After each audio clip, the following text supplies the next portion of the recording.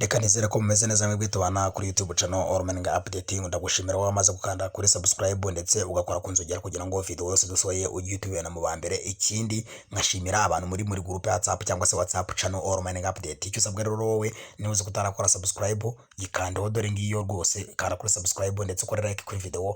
Ikindi uwaze kutari muri WhatsApp channel yacu ya All Morning Update kuko hari amakuru tutayatunyuza hano kuri YouTube. Video ntabwo buri munsi dukora video ariko abari muri WhatsApp channel ndetse na WhatsApp group amakuru barayabona kuko duhora dushyiramo post support n'ibindi byinshi. So rero wayo utarajyamo reba link twashyize muri description video urahita uyibona. Hari abantu ngo batazi description ahantu iri. Description ni ibintu byoroshye cyane, urareba iri zina twisino video Star Network mining new important update urikandeho, numara kurekonda uhita ubona amagambo twanditsemo ukabona hano handitse ngo mowa ukakanda ugahita ugeramo ibintu bikamera neza cyane. Tugarutse kuri no mining ya Star X mining nziza cyane, mining ifite icyizere kuko ukurikije total supply ifite ugakurikiza uburyo kibarimo bakora ibintu byabo ku murongo, urabona ko ari projet rwose wakizera ugeranyije n'izindi nyinshi umuntu abagiye afite. Star X network rero total supply yayo ni miliyoni 90 zonyine, murabyumva, ndetse ikaba izasohokera kuri blockchain ya BNB. Byamaze gukorwa na contract address yayo irahari. Ikindi ugomba kumenya kuri no mining nuko KYC yamaze gutangira, nyine abenshi twamaze kuba verified. Video hano kuri All Morning Update narayikoze, irahari uburyo ki ukora Star X network KYC. Ubwo nawe utwaye utarayikora wareba uburyo ki KYC korwa, hari n'abatabizi ko yakozwe. Icyo usabwa rero urareba ko uyemerewe, ubusabwa kuba ufite nibura coin 1000 hano kuri balance, ubundi ukagira gute ugakora KYC y'isura. Nta bindi bintu byinshi basaba, ni KYC y'isura cyangwa se verification y'isura niyo yonyine ikenewe, ibintu bikagenda neza cyane. Ubwo wareba video nyine ukareba ukuntu bikorwa kugira ngo utaza kugira ibyo wica. Ubwo rero yari amakuru amwe ndi kuguhereza, ariko harandi basohoye noneho yo nakasa mutwe. Amakuru basohoye yakasa mutwe ariyo nje kugira ngo mbabwireho, kugira ngo na video itabadede mbivugaho gatoya mbisobanura, ariko mvuga ngo ugiye kure guhumbya arahomba. Reka mbere cyo ikinyarwanda nkoresha kugira ngo mubyumve neza. Uhumbya arahomba kuko izanye system imwe twari tumenyereye muri IC network project. Abantu mwakoze za IC network, zino project za IC zose twagiye dukora za IC, abantu mwakoze za CryptoMayor yagiye ku isoko murayizi, ubu yitwa Tokero. Abantu mwazikoze murayizi iyo system uburyo ki yaduhombeje turi benshi. Star X rero yamaze kuyizana, ndetse bigendanye n'iyi total supply yabo, mu by'ukuri umuntu uzarangara azahomba. Reka mbivuge muri ubwo buryo aribyo ngiye kuza kubasobanurira, byose bikagenda neza cyane. N'itangazo basohoye nkoze video rwose ariko igisohoka kugira ngo hatazavuga igira uvuga ngo niyabimenye, hatazagira umuntu uvuga ngo niyabimenye, aribyo ngiye kubasobanurira neza cyane. Gusa mbere yuko mbinjiramo nkahita mbigeramo neza cyane, hari projet nyaboneka nkunda guhora mbabwira. Projet buri munsi kuri All Morning Update WhatsApp group, WhatsApp channel muranyivuga. Project cyangwa smart contract yitwa Coasage. Coasage ni projet imeze neza cyane kuko imaze amezi 5 ikora. Ubu tuvugana amezi 5 agiye kuzura, irimo irakora. Abo twatangiranye bo barabizi. Nihagarara igufasha kwinjiza kowa buri munsi, igufasha kujya winjiza kowa buri munsi. Rero abantu mutarajoining iyo project, sinzi ibintu mutegereje. Kuba ni coin tuzi neza kiri ku isoko, abenshi baranayimayininze ndetse isohokera ku giciro cyiza. Ubu rero yaramanutse. Mu by'ukuri rero umuntu uzi ko wakoze nka mining cyangwa se ukaba utaranayikoze, ukaba nta bundi buryo ubona wabonamo kowa, iyi Coasage yabigufashamo kuko ubu tuvugana nta gihenze. Biragusaba kugura kwa 60 n'imwe nibura, ukazishyira muri wallet yawe Web3, ubundi nka OKX, MetaMask, Trust Wallet n'ahandi. Ubundi wowe ukareba link nya video y'ubiyandikisha ndetse n'uburyo ki ukora registration ukabikora. Ubundi wowe umeze nka mining utangiye ya kowa, buri munsi uhabwa kowa zikajya ziza kuri wallet yawe yo muri MetaMask cyangwa se Trust Wallet cyangwa se ahandi wakoreye, zizaho direct. Ku bantu mwibazaga ngo ese ngo ubwo ngo mining ngo uzazihabwa ryari, urahita uzihabwa ziza kuri wallet yawe direct, handi kuri balance yawe ya MetaMask niho ziza izo koreminga buri munsi. Izo rero yose hageze ubu ufite ububasha bwo kuzikoresha icyo ushaka, wazigurisha, waziholding, ugategereza ko igiciro kizamuka. Ibyo nyine bari uburenganzira bwawe. Ubwo rero sinza kubitindamo. Ubaye ukeneye kuza gutangira iyo projet ya Coasage, uraza kureba nabwo muri description video ndabana bishyizemo, ndakwereka Coasage, mwereke video yo kuyobora uko biyandikisha ndetse na link, cyangwa se wageze muri WhatsApp channel iyo link ntago wayebura uhita uyibona kuko mba nyitangamo update buri munsi kuko amakuru y'abantu bamaze gukoreramo kuwa nyinshi cyane nk'uko uri kubibona kuri ano mafoto. Reba ayo mafoto ko abantu bazimazemo, nawe rero uyirangara ngo ukomeze kwitinza tinza. Sininde rero tukatwigarukire kuri StarX Network. StarX Network ukuntu biteye no kuvuga ngo basohoye itangazo dore ngiri nibwo rigisohoka rwose. StarX Network dore ngiri ni itangazo biganduka ku kintu cyitwa ngo ndi muri Telegram channel yabo cyitwa Star Network upcoming slashing mechanism notice. Slashing upcoming mechanism notice. Utibiteye bite rero ni itangazo rigaragaza ko vubaha ni tariki yamenyekanye ndaje ndayibabwira tugiye kujya twibwa coin cyangwa se zikurwaho zibaningwa. Ubwo ni uburyo bushya bwaje. Utibiteye bite rero sasa ubwo nibyo ngiye guhita ngarukaho sininda ngiye guhita nsoma basobanurira.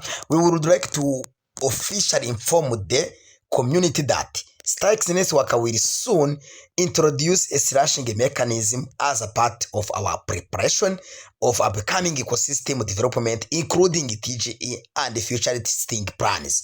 Novuga ngo ni itangazo babwira abantu cyangwa se community yabo twebwe tumining no coin ya StarX Network ko vubaha itariki ndaje nayo ndayigeraho bagiye kuzana slashing mechanism, uburyo bwo gukurirwaho coin muriko murabyumva ari kimwe mu gice kizabafasha kwitegura neza development cyangwa se cyo gutegura neza TGE token generation event igihe tuzaba duhabwa coin ndetse n'igihe cyo kuzaristinga coin mu gihe kizaza bizaba biri mu bizabafasha gupreparinga coin yabo ikajya ku isoko no ku giciro cyiza mu gihe izaba igiye kujya ku isoko. Uti slashing ni ikirere hari abantu wenda batabita bisobanukirwa. Slashing ndeka nze bisobanura nabyo birigaragaza. What is changing? What is changing? The maintain health StarX active ecosystem. StarX balance from inactive account will begin to be reduced through upcoming slashing system. No kuvuga ngo reka mbanze sobanura ikintu cyerekeranye na slashing cyaricyo. Slashing urareba kuno dukora mining amasaha 28 reka ngaruka muri application mu birebe. Urabibona no kuvuga ngo amasaha 28 hano murabizi yuko iyo barasubira inyuma hari coin zawe zigenda ziza hano nyine ziyongeraho. Murabizi kari gutyo mining iteye. None rero ku bantu bakoze imishinga ya StarX Network abo barabisobanukiwe. Nuvuga ngo iyo amasaha 24 ashize ntuze ku mininga.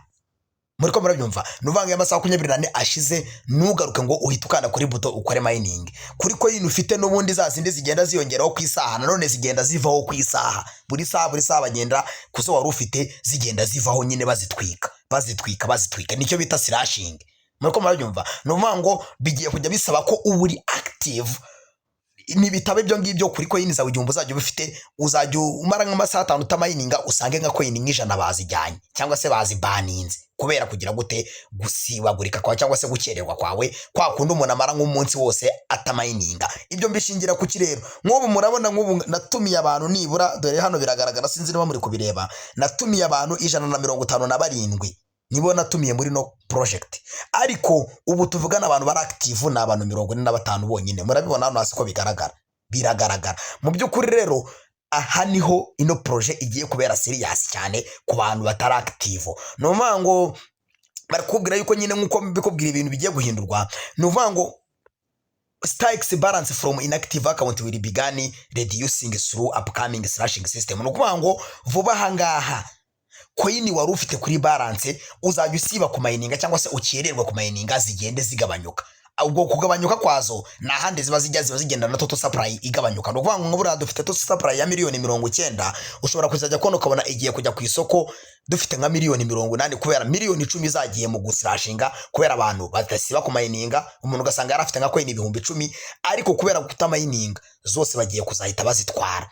Hari abantu abumara kugwiza nka coin wenda nk'ibihumbi nka 30 agahita yumva nyine gukomeza ku mininga akaba byihoreye akavuga ati ngiye wenda niramuka yongeye kuvugwa mbona igiye kugira nzaza nkore login mite nanjye mbikura. Ibyo ngibyo uri kwishwa cyane kuko coin zawe zigiye kugenda zivaho. Abantu mwakoze StarX Network abo barabizi ntabwo nerwa mbigarukaho. Nono ngomeze nitangazo baravuga ngo this step is being implemented encourage active participation and remove the inactive balance from network before the next phase of development. Nuvuga ngo ibi bizafasha abantu bari active kugira ibintu bifite agaciro muriko murabyumva ndetse no gukura balance z'abantu batari active cyangwa se za coin witwa ngura zifite ariko ukaba udashaka gukomeza kuzongera ngo uri active muri projet bazikwake nyine ubarwe nk'udahari n'ubundi. Uriko byumva mu rwego kugira ngo nyine abantu bafite baba active bakora mining ya Starix network bo bahabwa agaciro nyine, ndetse na coin hano bizagira agaciro, bizatuma coin agaciro buzasohokereho kaba keza, kubera yuko hari izaba zirimo zikurwa muri total supply. Nono stashing mode ikazajya ku isoko ryari cyangwa se ikazatangira ryari, goes live on 19 May. Nuvuga ngo ku itariki 19 iyi slashing mode irabitangiye. Muriko murabyumva, the slashing mechanism is supposed to go live on this date. Nuvuga ngo tariki 19 birateganyijwe ko tuzatangira kubona coin z'abantu batari active zivaho. Kwa kundi usiba ku mininga cyangwa se ugakererwa nk'amasaha 3 uzajya usanga hari coin bagutwaye nyine kubera gusiba cyangwa se gukererwa ku mininga. Bizabisanga ngo uburi active abantu mushyiremo za alarm muri phone kugira ngo utazahomba coin zawe. Noneho reka nkomeze mitana nasoza kugira ngo video idakomeza kuba ndende. Important from community members, we strongly advise all users to stay active inside the app. Icyo ni ingingo ya mbere, kuba muri active. Indi ngingo, continue mining regularly, ugakomeza mining yawe nyine nk'ibisanzwe. Inform Refo and team members about this update. Niba ufite umuntu watumiye cyangwa se ufite group, ngiye ibyanjye ubwo ndabikoze, kumenyesha abantu bawe watumiye ko iki gikorwa kigiye kubaho. Ni ibintu ugomba gukora nk'umuntu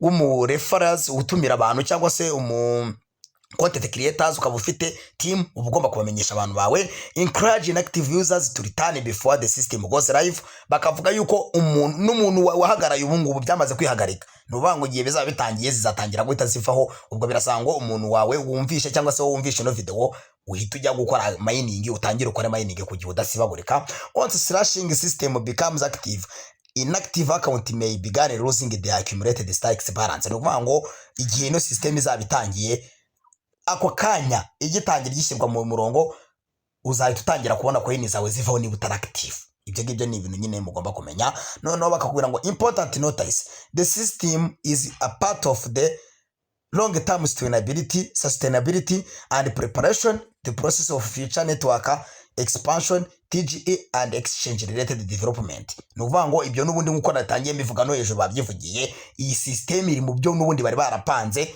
bazagenderaho mu gihe cyabo kirekire cyo kubaka projet yabo, ndetse no gutegura TGE. Ubwo TGE guyitegura no kuvuga ngo baba bagomba kugaragaza ngo hazasohoka coin zingana gutya, kubera z'abantu bari active. Niba ari miliyoni 40 bazaduha, ashobora kuzavamo nka miliyoni 10 zikatwikwa, kubera ko zizaba zitakiri z'abantu zira inactive. Bazikure muri total supply, bamenye ngo hazasupplyingwa izi zingana gutya nizo zizaba zihari z'abantu bari active bakora ibintu byabo biri ku murongo. Ubwo ibindi byose bari kuvuga yuko further details regarding inactivity n'ibindi will be shared muri upcoming announcement. Nuvuga ngo mu itangazo rizakurikiraho nibwo bazatangaza. None ibindi bashobora kuzaduha nko gukora update application, wenda bishobora kutazakenera ko bakora update, sinzi ubwo ko bizagenda. Ariko icyo ukwiye kumenya nuko ku itariki zingahe, ku itariki 19 ejo bundi rwose, dore nkoze video ku itariki 7, ku itariki 19 umenye yuko uratangira gukurirwaho coin zawe nyine zazindi ukusiba ku mininga bazitwara. Ukusiba ku mininga bazitwara. Simfite byinshi byo kubivugaho kuko abakoze nka mining ya za IC barabizi. Zino projet za IC za Tokero za IC za Sunwave abantu barazizi burabizi. So ubwo rero nge simbitindamo, mukore subscribe, mukore like. Wowe urabyakira ute muri comment utubwire uko byumva, ese byaba ari byiza? Gusa ngiye ku bwanjye ni byiza cyane kuko bituma na total supply igabanyuka. N'umuntu nyine udakora projet nga bari active, ubundi subwa bamazemo iki nyine, bamazemo icyo sibyo kwa tubona ngo miliyoni 90 ngo za total supply abantu bakazibara gusa. Iza abantu batari ngombwa nyine zivemo. Umuntu utari gukora nkuko nababwiraga, murabibona hano muri kuri video, abantu 150 bari active ni 47 gusa abandi bagiye nyine coin bagomba kuzamburwa zigatwikwa. Abari active bakaba aribo bazaba nyine bari wadingwa ibyo bazaba bafite. Ubwo rero Starix network ni projet nziza cyane. KYC yaratangiye, abantu batarayikora mu gikore, abatari mu group WhatsApp mujyemo, ndetse amakuru yabyo byose nzagenda nyabahereza 5 kwa 5 ari kuri update mpaka coin igiye ku isoko ibintu bimeze neza cyane. Ngenda soje tuzabone muri video z'ubutaha.